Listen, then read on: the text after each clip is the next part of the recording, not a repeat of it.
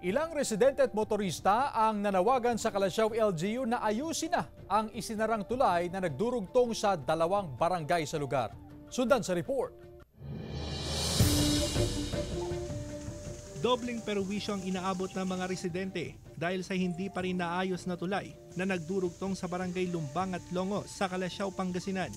Ayon sa mga residente, tila hindi raw pinapansin ng lokal na pamahalaan ang kanilang hinaing. Umiikot sa barangay Dinalawan ng mga motorista para lang makapunta sa town proper. Ang mga pumapasok sa opisina at eskwelahan gumigising ng maaga para sa mahabang biyahe dahil sa hindi madaan ang tulay. Katulad ng pagpasok sa bayan, hindi ka makapasok kaagad-agad. Opo, ang tagal-tagal na ito. Bakit ayaw gawin pa?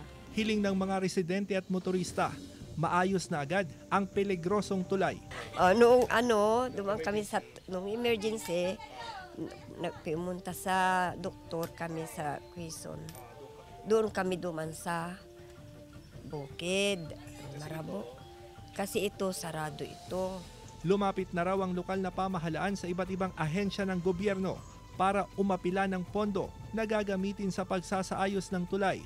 Wala raw kasing pondo ang LGU para sa proyekto. Follow up po tayo, sinasabi namin na sana may rush, may provide na dahil may pondo po, may pondo. Hinihintay na lang po natin kung kailan po may puproceed yung project. Sa ngayon, humihingi ng pangunawa ang LGU sa mga apektadong residente. Kasama si Henry Domencil, Russell Simorio, One North Central Luzon.